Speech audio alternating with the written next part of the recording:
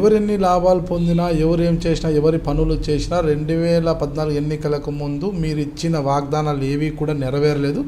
ఈ నేపథ్యంలో 2019 ఎన్నికల్లో ప్రజల ముందుకు ఎలా పెడతారు? మీరు గెలుస్తామన్న ధీమా ఎక్కడి నుంచి వస్తుంది మీకు? ఖచ్చితంగా రైతాంగానికి ఈ ప్రభుత్వం ఏదైతే హామీలు మేనిఫెస్టో ద్వారా కానీ, ఎన్నికల సభల ద్వారా కానీ, నిరుద్యోగ యువకులకు ఇంటికో ఉద్యోగం ఇస్తామన్న మాట చెప్పడం జరిగింది. అసెంబ్లీ లోపల 1,07,000 ఉద్యోగాలు ఇస్తామన్న మాట చెప్పింది. ఓన్లీ డిఎస్సి టీచర్స్ ఉపాధ్యాయులకే ఇప్పటికి ఒక 35-40 సార్లు నోటిఫికేషన్ వేసి రద్దు చేయడం జరిగింది. ఎక్కడ చూసినా సరే విశ్వాసం అనేది సన్నగిలిపోయింది. అసలు వీళ్ళు ఉద్యోగాలు ఇస్తారా ఇవ్వరా అన్నది కూడా పెండిళ్ళు కూడా చేయకుండా ఎదురు చూస్తున్న సందర్భం ఉంది ఈరోజు. కాబట్టి అప్పుడు సకల జనులు సహకారం చేస్తే, జేఏసీలు సహకారం చేస్తే, నిరుద్యోగ యువకులు సహకారం చేస్తే, ఎస్సీ ఎస్టీలు పేద ప్రజలు సహకారం చేస్తే నీ ప్రభుత్వం ఏర్పడ్డది. ఎంత మెజార్టీతో ప్రభుత్వం ఏర్పడ్డది? 119 మంది శాసనసభ్యులు ఉండే శాసనసభలో కేవలం 63 మంది మాత్రమే నీకు రావడం జరిగింది. అంటే ఇంకొక 3-4 నీకు అటు ఇటు అయితే నీది మైనారిటీ ప్రభుత్వం, అధికారంలోకి వచ్చే ప్రసక్తే లేదు. అట్లాంటి పరిస్థితి లోపల మేము ఎస్సీ ఎస్టీ నియోజకవర్గాలు 31 ఉన్నాయి. మాకు 31లో మాకు 3 శాసనసభ్యులు ఉన్నారు ఎస్సీ ఎస్టీ నుంచి. ఇప్పుడు శాసనసభ్యులు కొంతమంది రెడ్డి నాయక్ లాంటి వాళ్ళు గతంలో ఓపెన్ కేటగిరీలో సీట్ ఇస్తే కూడా పార్టీ మార్చేసి వేరే పార్టీలోకి వెళ్ళిపోయారు. 5 సార్లు ఆయనకు మేము ఎమ్మెల్యేగా అవకాశం కల్పించినాం. ఆయన బిడ్డకు ఒకసారి అవకాశం కల్పించినాం కవితకు.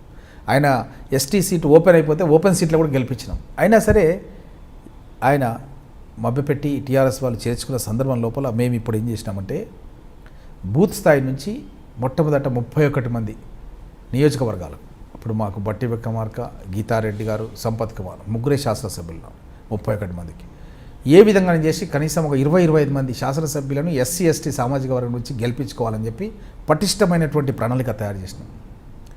Leadership development mission for reserved constituencies LDMRC అనే ఒక స్కీమ్ పెట్టినాం. ఆ స్కీమ్ కింద ప్రతి బూత్ స్థాయి 15 మంది కార్యకర్తలతో ఒక కమిటీ వేస్తున్నాం. ఎన్ని బూతులు ఉంటే అన్ని కమిటీలు వేస్తున్నాం.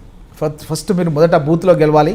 బూత్లో గెలిస్తేనే మనం రేపొద్దుగల సర్పంచ్ కానీ, ఎంపీటీసీ కానీ, లేకపోతే ఎమ్మెల్యే కానీ, ఎంపీ కానీ గెలుస్తాం అన్న విధంగా వాళ్ళకు దిశ నిర్దేశం చేసే విధంగా శిక్షణ శిబిరాలు నిర్వహిస్తున్నాం.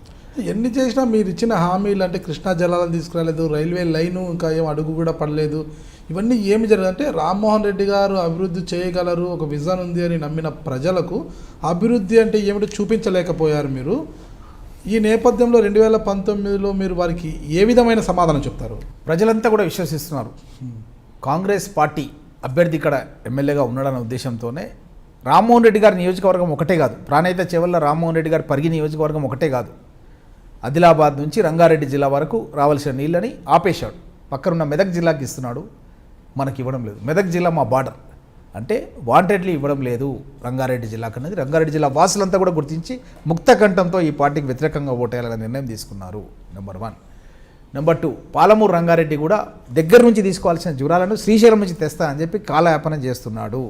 ప్రజలంతా కూడా గ్రహించినారు. ఇది ఒక్క నియోజకవర్గానికి సంబంధించిన కాదు, ఒక జిల్లాకు సంబంధించిన సమస్య. మీరు గమనించి ఉంటారు.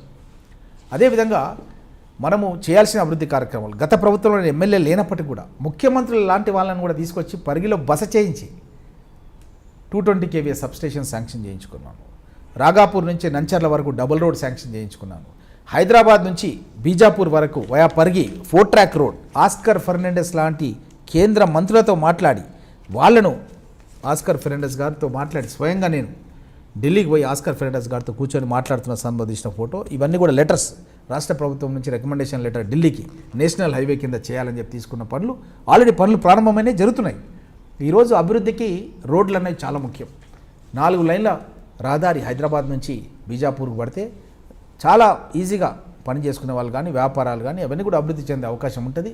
అందరూ కూడా విశ్వసిస్తున్నారు. 2019లో అధికారంలోకి రాగానే ఖచ్చితంగా రైల్వే లైన్ కానీ, ఇరిగేషన్ ప్రాజెక్ట్స్ కానీ ఖచ్చితంగా పూర్తవుతాయి రామ్మోహన్ రెడ్డి గారి నాయకత్వంలో అన్నది పరిగి నియోజకవర్గంలో ప్రతి ఒక్కరు కూడా గుర్తిస్తున్నారు. ఎందుకంటే గతంలో 25 ఏళ్ల పాలన లోపల మాజీ శాసనసభ్యుడు అక్కడ ఉన్నటువంటి హరీశ్వర్ రెడ్డి ఆయన చేసిన అభివృద్ధి కార్యక్రమాలు 25 ఏళ్ల కాలంలో ఏమున్నాయి, అక్కడ రామ్మోహన్ రెడ్డి గారికి ఇచ్చిన మన 3.5 సంవత్సరాల కాలంలో ఏమున్నాయన్నది ప్రజలంతా కూడా కళ్ళకు కట్టినట్టుగా కనబడుతున్నాయి. గతంలోనే రంగారెడ్డి జిల్లాలోనే 42,000 ఇండ్లు పరిగి నియోజకవర్గంలో ఇందిరమ్మ ఇండ్ల నిర్మాణం చేసినాను.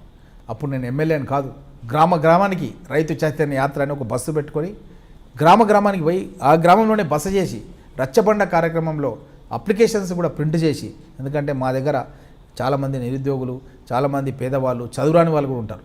వాళ్ళతో వాళ్ళ వేలిముద్ర సేకరించి సంతకాలు కూడా పెట్టించి రచ్చబండ కార్యక్రమంలో అప్లికేషన్స్ ఇచ్చి రంగారెడ్డి జిల్లాలోని హయ్యెస్ట్ హౌజెస్ పరిగి కాన్స్టిట్యున్సీకి 42,000 హౌజెస్ కన్స్ట్రక్షన్ చేపించినారు.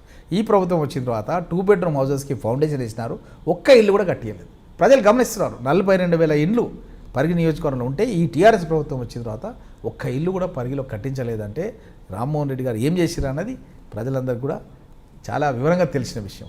మీరు చూస్తున్నారు ఐ డ్రీమ్ న్యూస్ని. మీరు చూస్తున్నది ఐ డ్రీమ్ న్యూస్. అంటే కళలని నిజం చేస్తూ ప్రజలకి నిజాలని కళల ద్వారా తీసుకొచ్చే ఐ డ్రీమ్కి మై బెస్ట్ విషెస్. మీరు చూస్తున్నది I dream news.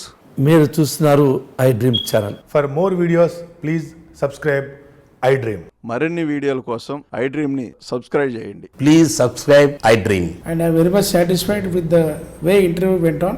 Kindly subscribe to I Dream. For more videos, subscribe to iDream. And loads of fun entertainment and content. Do watch iDream.